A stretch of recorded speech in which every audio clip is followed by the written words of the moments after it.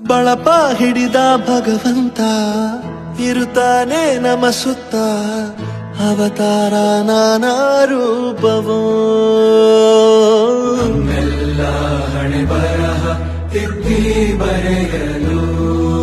ಕತ್ತಲೆಯಿಂದ ಬಂತ ನಮ್ಮ ಕೈಯ ಹಿಡಿಯುತ್ತ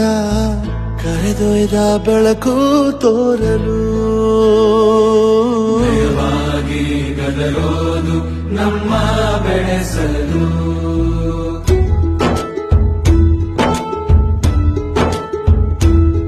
ಭಾಷೆ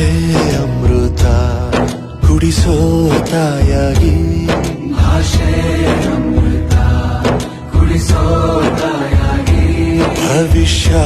ಬರೆವಂತ ತಂದೇನೋ ಆಗಿ ಬರೆವಂತ